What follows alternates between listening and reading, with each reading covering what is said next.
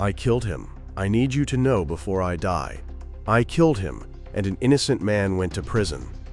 Those were the words Sarah Chen heard at 3 in the morning from the dying man in room 8. She was a night shift nurse in my ICU. What she heard that night would unravel a 30-year-old mystery, free an innocent man, and force all of us to confront an impossible question. What do you do when a dying confession could change everything, but revealing it might break every rule we swore to uphold? I'm Dr. Michael, and I've spent 2 decades in critical care. I thought I'd seen every moral dilemma medicine could offer.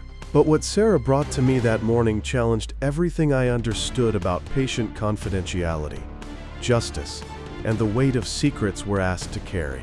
If you want to see how this impossible situation unfolded, subscribe now.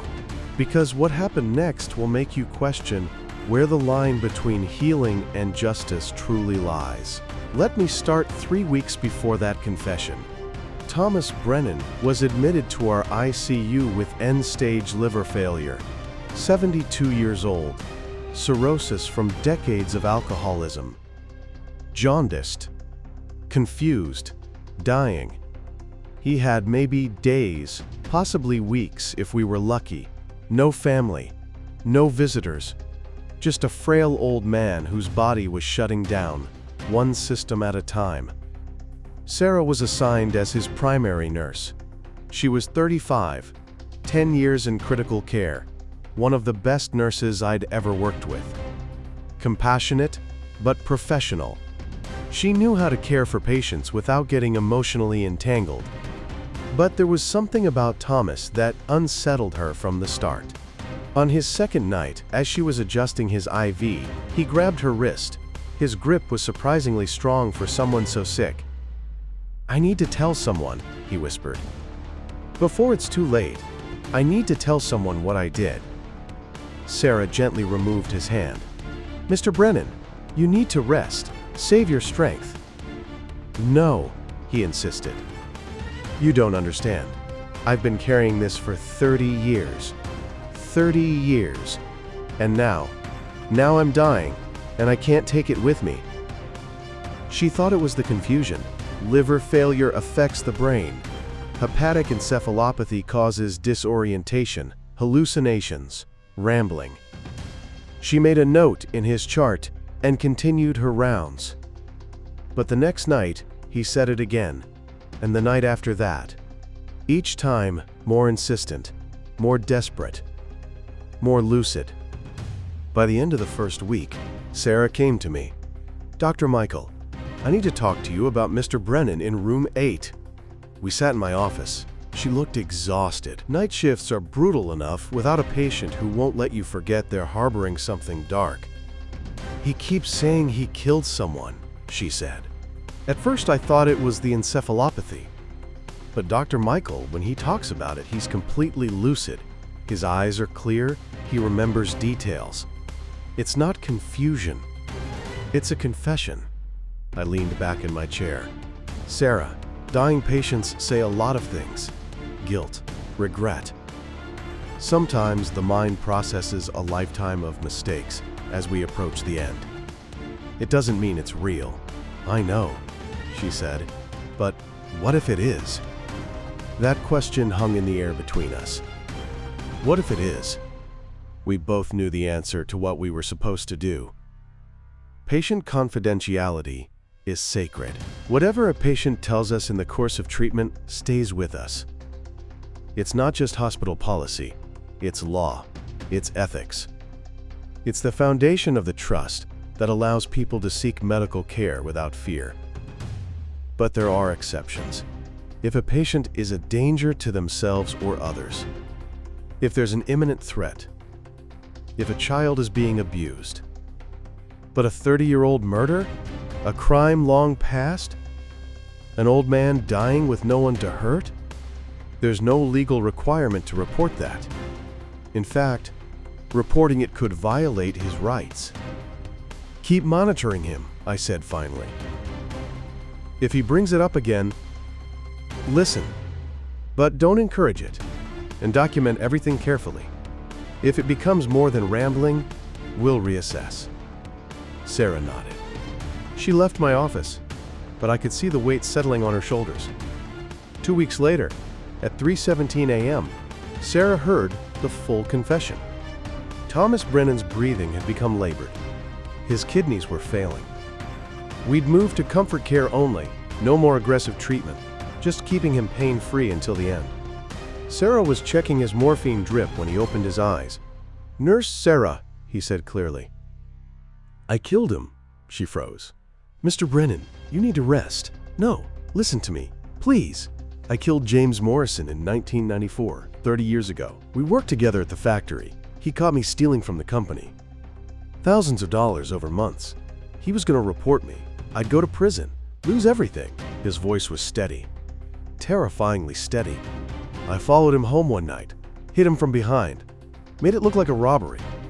They found his wallet gone, his watch missing. The police investigated for months." Sarah's heart was pounding, but she stayed professional. "Mr. Brennan, They arrested someone else," Thomas continued, tears now streaming down his face. "A man named Robert Mendoza. He'd been in the area that night. He had a record, circumstantial evidence. They convicted him. He's been in prison for 30 years. 30 years for something I did." The room went silent except for the steady beep of the heart monitor. Sarah felt like she couldn't breathe. "Need you to tell someone," Thomas whispered. "I can't go to the police. I'm dying. But someone needs to know. Robert Chen needs to go home. He has a daughter. She was 10 when he went to prison. She's 40 now. I took her father from her. I took 30 years of his life." Sarah called me immediately. I arrived at the ICU within 20 minutes, even though I wasn't on call. We stood outside room 8, and Sarah recounted everything, word for word, detail for detail. "What do we do?" she asked. I didn't have an answer. We were standing at the intersection of medicine, ethics, and justice, and every direction we looked seemed wrong. If we report it, we violate patient confidentiality. We could lose our licenses. We could face legal action. The hospital could face lawsuits. But if we don't report it, an innocent man stays in prison. A man who's already lost 30 years of his life. A daughter who lost her father. A family destroyed. And here's where I want to pause and ask you something. If you were in our position, what would you do? If you're grappling with that question right now, then you understand why this channel exists. Subscribe and stay with us. Because medicine isn't just about treating disease. It's about navigating the impossible moral questions that come with holding people's lives and their secrets in our hands. I consulted with the hospital's legal team. They were unequivocal. You cannot disclose this information. Patient confidentiality is absolute unless there's an imminent threat. A confession about a decades-old crime doesn't qualify. If you report it, you're opening the hospital and yourselves to massive liability. I consulted with the ethics board. They were more conflicted, but ultimately agreed. Your duty is to your patient, Dr. Michael, not to law enforcement, not to abstract justice, to the person in your care. But Sarah wasn't satisfied. Neither was I. "An innocent man is in prison," she said. "How do we live with that?" "I don't know," I admitted. Thomas Brennan died 3 days later. His final words to Sarah were, "Please, tell someone, let him go home." After his death, we had a choice. The legal obligation of confidentiality technically ends when the patient dies. But the ethical obligation? That's murkier. We could go to the police with what we knew. We could trigger an investigation. We could potentially free Robert Chen. But we'd also be posthumously violating the trust of a patient who confessed to us in his final days. We'd be setting a precedent that could make future patients afraid to be honest with their medical teams. Sarah and I sat in my office for hours, debating. Finally, she said something that changed everything. "Dr. Michael, what if we don't go to the police directly? What if we find another way?" We researched. We dug into public records. We found the case. James Morrison, murdered 1994. Robert Chen convicted on circumstantial evidence. still in prison. Daughter named Linda Chen, now a social worker in the same city. We found an investigative journalist who'd written about wrongful convictions. Sarah reached out anonymously. She didn't mention Thomas Brennan by name. She didn't reveal she was a nurse. She simply said, "I have reason to believe Robert Chen is innocent. I think you should look into the James Morrison case again." The journalist was skeptical at first, but Sarah provided enough details, things only someone who'd heard a genuine confession would know, that he started digging. 6 months later, the case was reopened. New evidence was reviewed. Witnesses were re-interviewed. The journalist's investigation raised enough questions that a legal advocacy group took on Robert Chen's case. 14 months after Thomas Brennan died, Robert Chen was exonerated. DNA evidence that hadn't been tested in 1994 was finally analyzed. It didn't match him. The circumstantial case that convicted him fell apart under modern scrutiny. He walked out of prison at 68 years old. He'd lost 30 years, but he was free. His daughter Linda was there to meet him. The photos of their reunion were in every newspaper. An old man and his middle-aged daughter, embracing for the first time as free people in 3 decades. Sarah and I watched the news coverage in the break room. Neither of us said anything for a long time. Finally, she spoke. "We did the right thing, didn't we?" I thought about it. We did something. Whether it was right, I don't know if I'll ever be sure. We skirted the rules. We risked our careers. We made choices that weren't ours to make.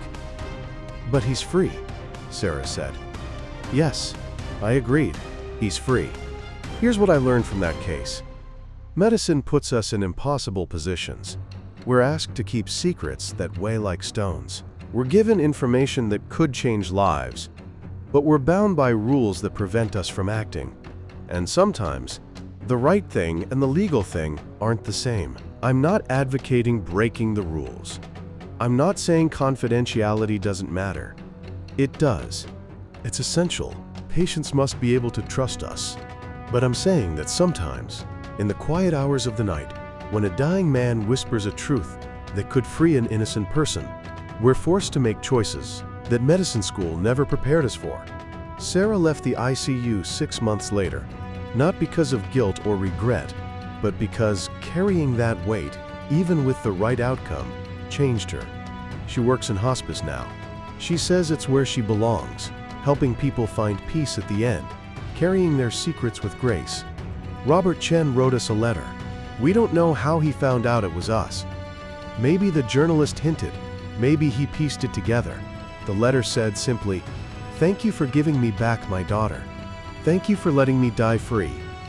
We never responded. We couldn't. But Sarah keeps that letter in her desk. A reminder that sometimes, the most important thing we do isn't the medicine.